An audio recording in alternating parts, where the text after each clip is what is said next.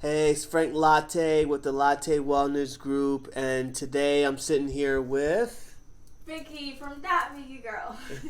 We just wrapped up our interview. ThatVickeyGirl is a YouTuber. She does reaction videos for Indian films, Asian films. She has over 200K subscribers. Her videos get over 1 million views per video. And so I reached out to her. I wanted to find a secret sauce. What is the magic thing that makes it work? How can we get over 200K subscribers? We currently have 8, so we're not too far away, and we just wrapped it up. I'm gonna hand it over to Vicky. She's gonna give you some highlights, and please make sure you check out the video and subscribe.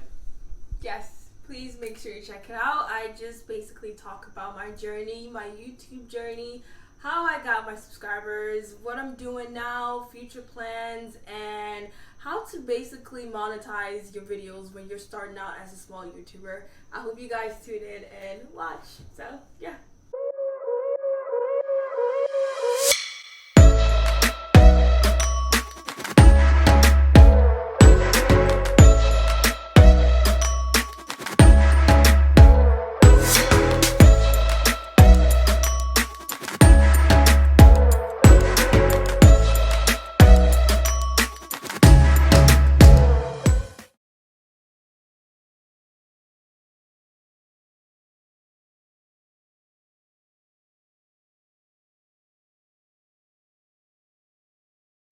All right.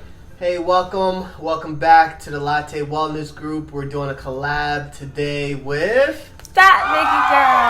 All right. Today, normally we provide mental health, mental wellness, and today we're switching it up a little bit. We are doing something for the entrepreneurs. As you all know, we started our YouTube journey last Monday. So if you haven't, subscribe. Also subscribe to, what is your YouTube? ThatVickeyGirl. ThatVickeyGirl. And the description is going to be down below. But today we're talking about YouTube. We're talking about the business of YouTube.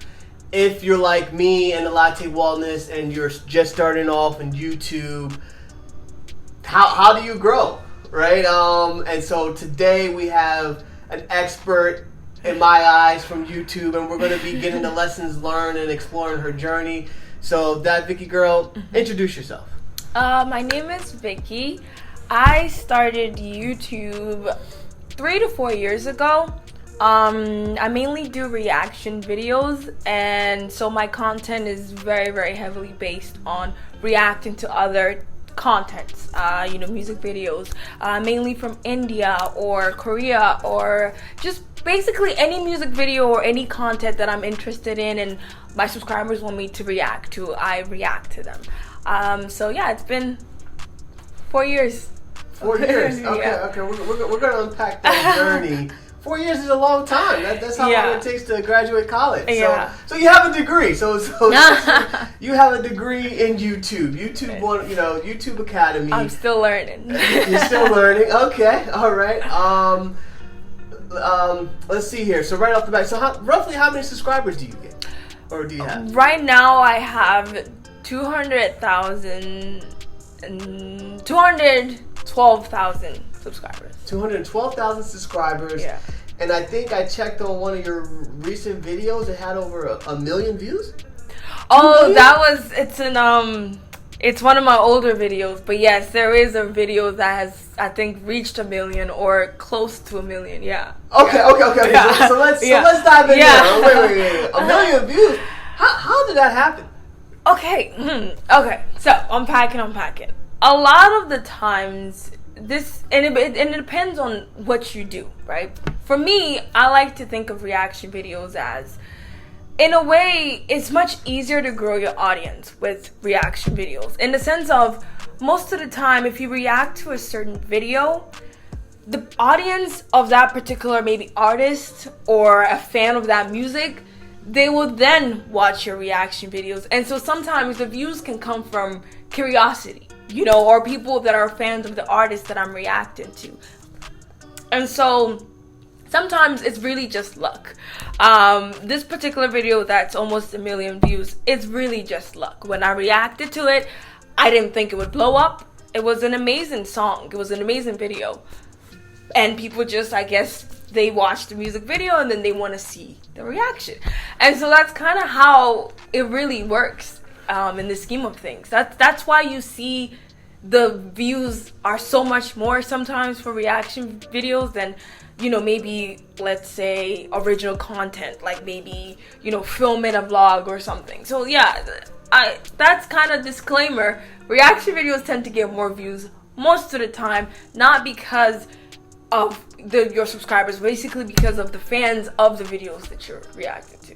Yeah. Okay. Yeah. So that's a gem. That's a bar. Mm-hmm. So if you're starting off, you'll want to somehow try to funnel channel, or you want to try to funnel viewers, reaction view, or trying to get it. So if you have a topic talking about a very, very particular topic that already has a good fan base, so now when they're going in there, they'll be able to find your video, and then obviously they're a fan of the original topic, and so that was kind of your strategy. Yeah. Okay, all right. So now before we go into that, take us back. Take us back down memory lane. 4 years ago, 5 years ago, when you're thinking about YouTube. Talk about that. Well, the way my channel started was really just out of boredom, and it started mainly with me reacting to Indian content because I've watched Indian movies, you know, it's a thing for a long time. And so just that particular day in 2017, I found there was a popular video of one of my favorite actors, Shah Rukh Khan, and it was a music video, and I reacted to it. And that's kind of how, honestly, I did not know that it would get to where it got when I did it. I honestly, in fact, I wanted to delete it as soon as I posted it because I thought no one would even watch it. But then it started picking traffic. Within a couple days, it started from 100 views, then it went to 200 views, and then it went to 3, and it just kept going up.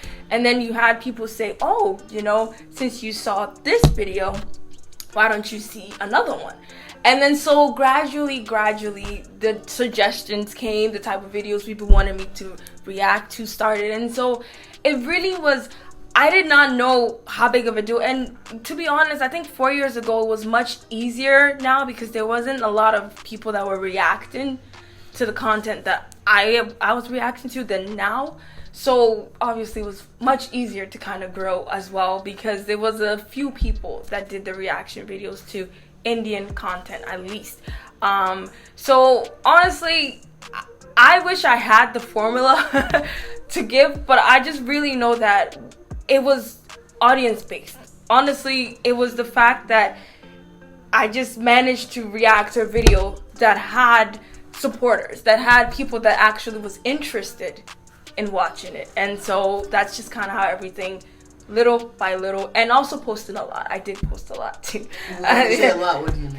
I mean, there was a point where I was posting like 3 to 4 videos almost a day.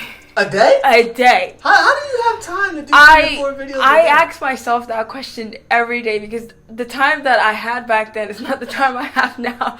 But and I used to film on my phone.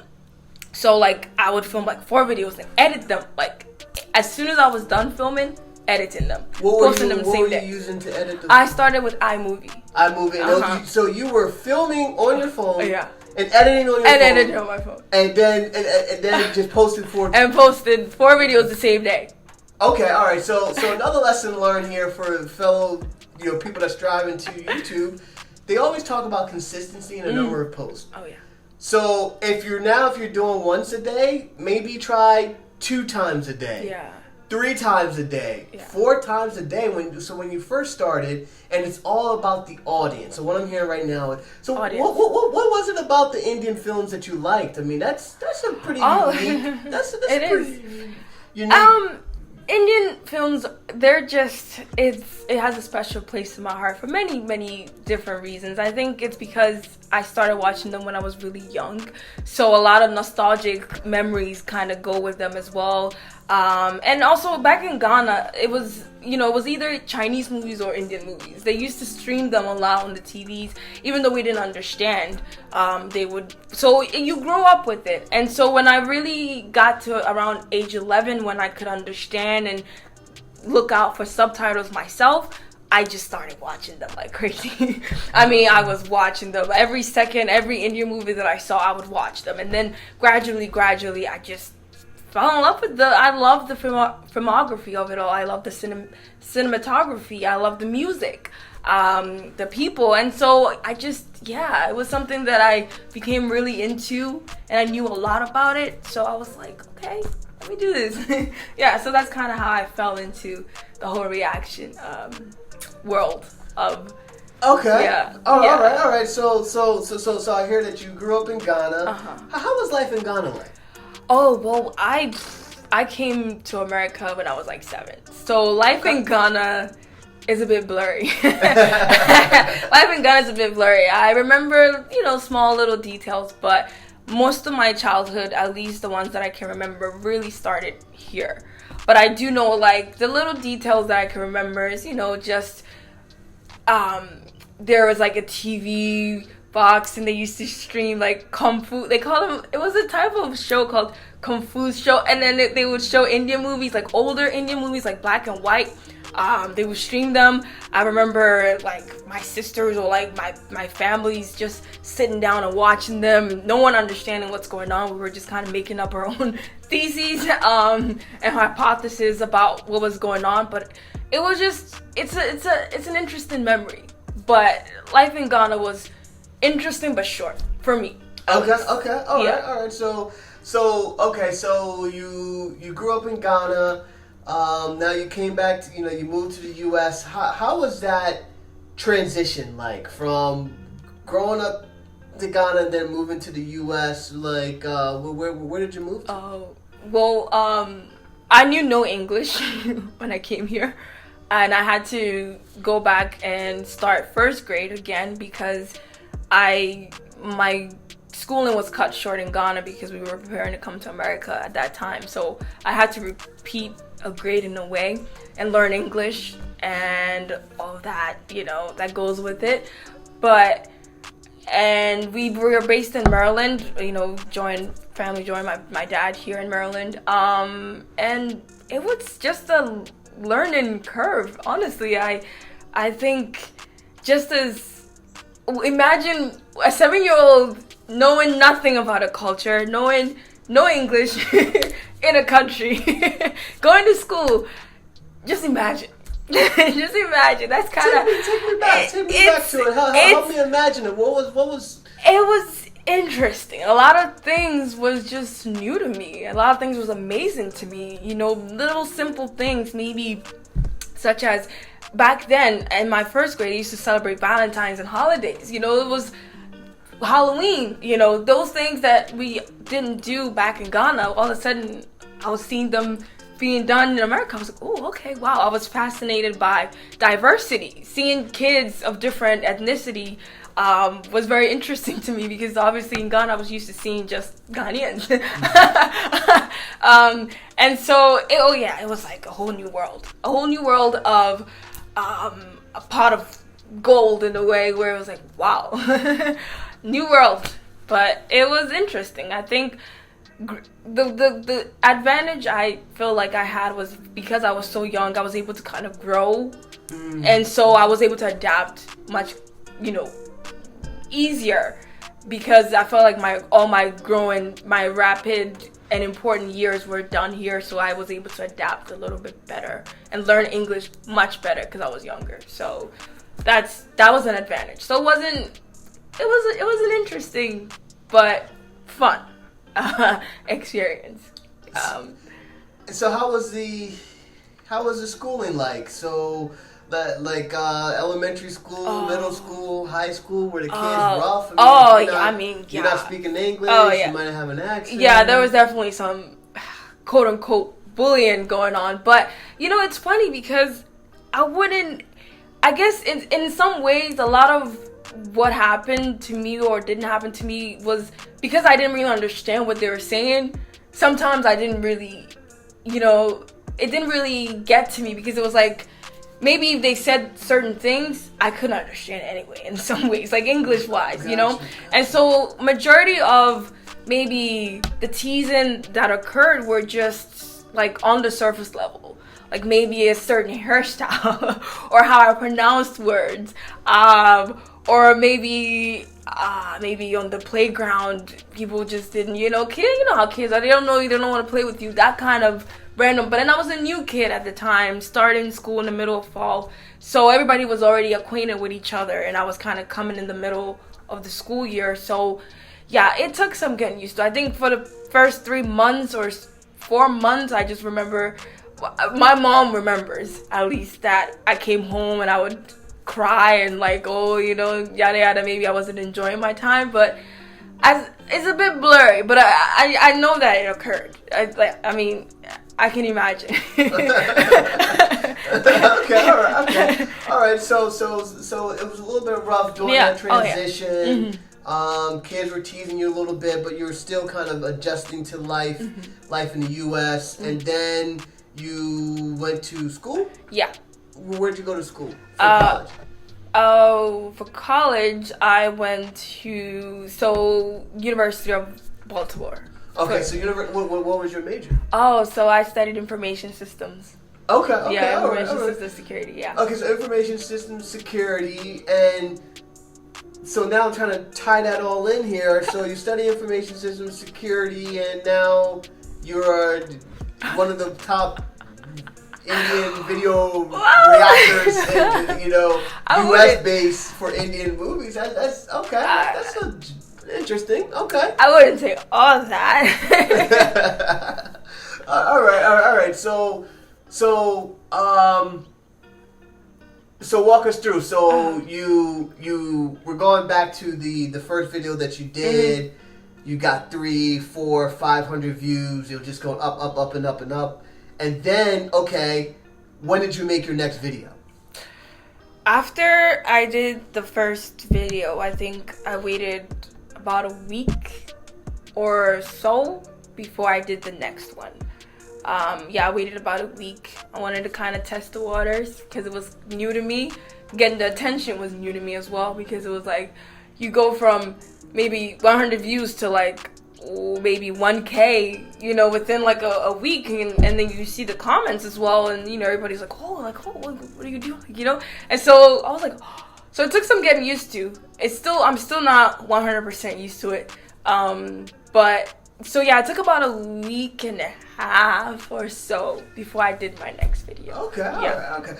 I mean, that's pretty amazing. For those that don't know, if you try to post a video now on YouTube and you're a brand new YouTuber, it's hard. You'll be lucky to get maybe 10 views. Yeah, it's really hard. I mean, our views are, they're not in the hundreds. I don't even think we reached 100. I think the first video that I did, it maybe got like 5 views and maybe 3 of the people I knew, right? So you had early success in YouTube. Yeah. And so you waited a week, and then what did you do after that week? Oh, then it was just like bam, bam, bam. So were you doing the latest videos? A mixture. Okay. Latest videos, and then a mixture of what the subscribers would suggest. So sometimes it would be like older videos that I wasn't aware of, or it would be like a certain type of cinema in India, because Indian as a whole have different genre, like cinemas. Okay. They have Malayalam, they have Telugu, so they have different, cinemas. Whoa. Oh yeah. Sorry.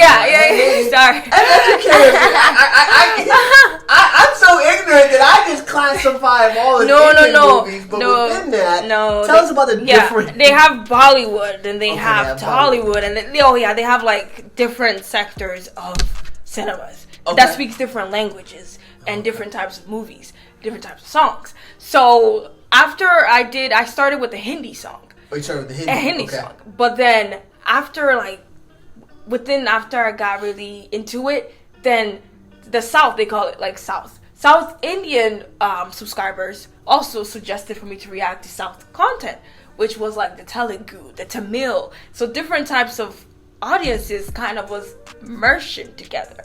Wow. So so I would do like Hindi today, then I would do, Telugu today, and then I would do Tamil. Then I would do them like probably the same day. So like 3 different types of and post them all the same day. Wow, this is very, very interesting here. So you actually almost became a student of the Indian film. Yeah, I was learning, and I learned a lot through just, from the subscribers and from people that were suggesting me things. Oh yeah, absolutely. And I guess it's something that we haven't talked about, but the audience may be thinking here, okay, so were they kind of shocked that maybe they might have thought this, African American or, they're sure, they know maybe you were from Ghana or not. Were they shocked that a African American woman was reacting to a South Indian film? Like how were they receptive? Were they critical? How was that? Of course there were a few that was like, oh wow, it's like shock. It's like, whoa, oh okay, oh wow. And the questions came, how did you get into it? When did you start? Or where are you from? A lot of people have been still to this day ask me where I'm from. And there was many questions thrown. I would say that as far as reception, they were very welcoming. And that's probably what made me continue. They were very welcoming. I mean, the people that, kind of grew with me in this journey were really like amazing. And they're the reason why I kept filming. I kept posting. And so, while of course you always get criticism no matter what you do, there will always be people that are like, why are you doing this? Are you doing this for money? Why you, what do you know? And all that jazz. Of course, there's always going to be. But I would say, at least for my first couple years, it was a good reception. Okay. So let's talk about the criticism. So so you're going to get traction. Yeah. And this is for anyone on YouTube. Obviously, you're gonna face the harsh critics. You're gonna face those people that just leave mean comments. They don't know you. You're gonna face the haters, right? If you're doing something well, you're gonna get haters. If you haven't got haters, just keep doing it, and the haters will come. So what advice would you give YouTubers or aspiring YouTubers, on dealing with, okay, let's say you have somebody, okay, why are you doing, Indian films? How could you tell me about Indian films more than I could tell you, or something like that? What advice, or how did you navigate dealing with those haters? One of the things that at least I know that I never did, if they questioned me, I wouldn't be like, oh my gosh, like, what do you mean, yada yada. I would just tell them simply, I'm still learning, it's still a learning game for me. And also, it's not like I just jumped into it. I had been, prior to that, I had been watching Hindi or, especially Bollywood movies for like 11 years before I even started the reaction video. So that's something that obviously people didn't know. A lot of them think I just woke up one day and was like, oh, gonna do this. No. Me reacting to that particular song that I did was because I knew of the actor. I knew the movie of the people. Like, I was actually interested in the actual thing. And so, and that's something that I always have to explain a lot. I've been explaining it even till this day to people that, hey, like, it's not like I just woke up, and just, this is something I've watched a lot of Bollywood movies. A lot. In fact, when I tell people I've watched it, sometimes they will suggest a movie to me and I'm like, oh, I've already seen it, yeah. And so that was kind of the interesting part about it, is when they would question me, I would say, but I'm not saying I know it all, because I don't, but I've watched this movie like 2 years ago. Like this, sometimes some people are like, what do you know about so-and-so? And I'm like, well, their last movie just came out like last, so you just counter them. And sometimes also ignoring can also be a good you can't respond you can't respond to everyone. And the one thing I learned early on, which I love YouTube for this tool, is to block people. You block them forever. I've blocked a few people that they might feel sorry now, but I mean, you know, they say before you hit send, just realize that at the end of the day, what the YouTuber does with your comment, it's up to me. It's my channel, and if I don't want you on there, I can easily just block you.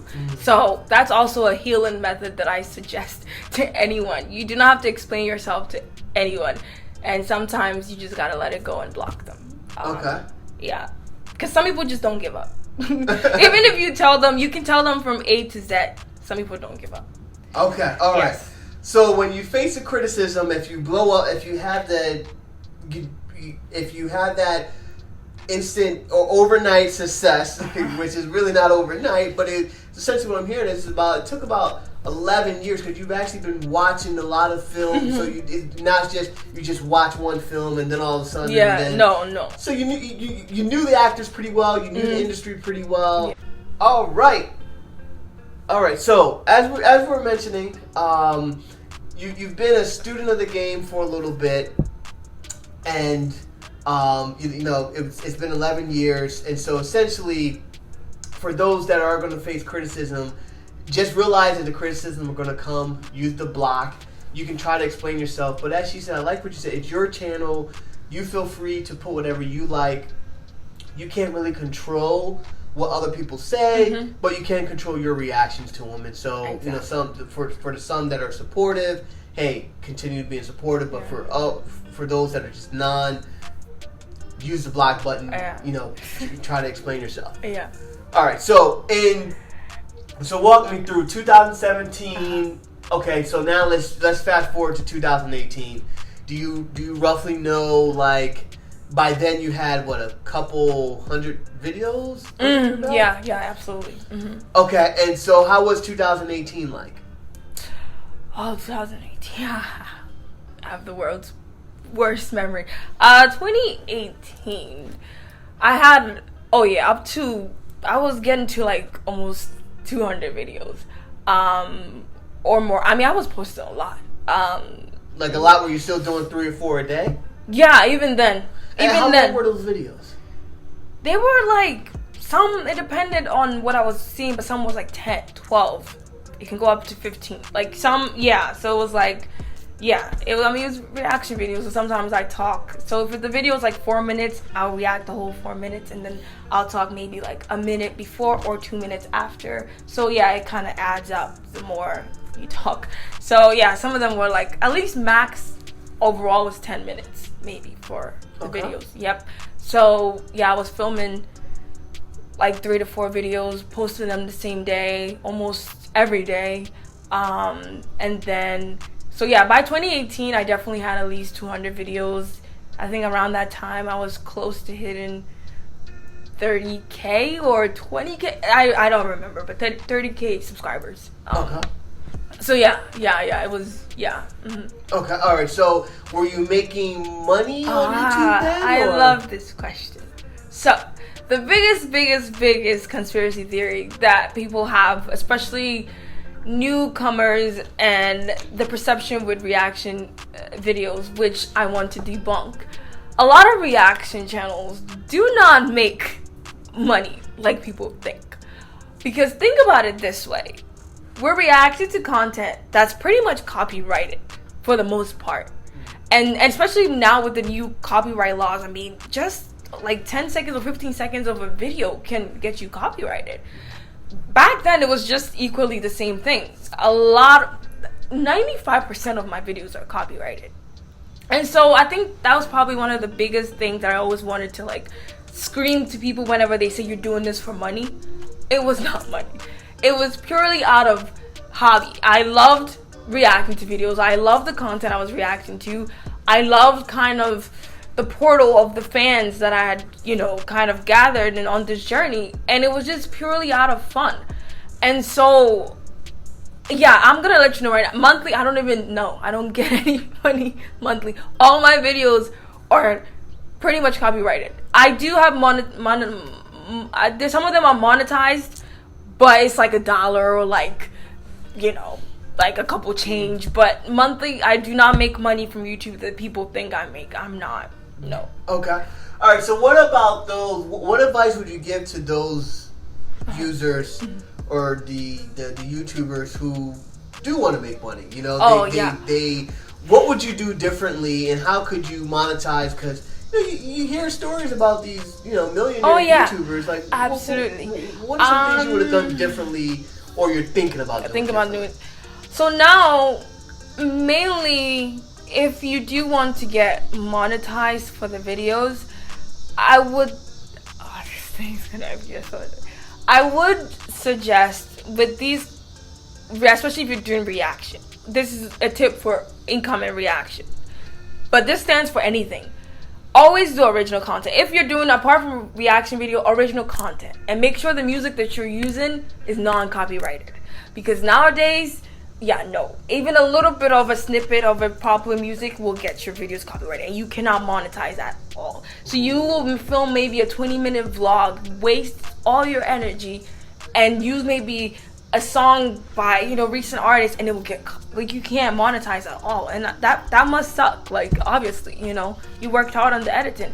So I would say for any incoming YouTuber, if you want to make money, always do original content. Maybe such as what you're doing is original. You're doing things that obviously you're not gonna get copyrighted. Your own thoughts, your own ideas, and do videos, hobbies, all that. There are many sectors of videos you can do that you can obviously, if you reach your audience, if you get an audience, you can make good money. Oh yeah, absolutely. You can make good money completely. But the thing that I wish I would have done differently, maybe if I wanted to get, money from it, cut the reaction short. So what I would do is, instead of posting like a full 4-minute video, like the whole reaction, because I know some people who do reaction videos and they've like mastered the art of like only reacting to like maybe out of the 4-minute, like a minute of the video, right? So they just splice the reactions up. They react to it, but they just splice it up. So they'll just post like, bits and pieces of the whole video and then talk about it, and then dissect the video afterwards, instead of watching it all the way, audio all the way, and then getting copyrighted by the agencies or like because they don't play. And if you're even unlucky, you can get the video will be blocked, so you can't even post on YouTube. Blocked, or you might also even get a copyright notice, which is a strike that you get on your channel. If you get 3, you lose your channel. I have a friend who actually lost their channel from Oh wow. Oh yeah, it's not as rosy as people think. So to even get to this level, sometimes it still shocks me, because there's so many videos that are copyrighted that even I'm thinking of trying to delete some just to kind of condense my channel. So yeah, so yeah. Okay. Yeah. Yeah.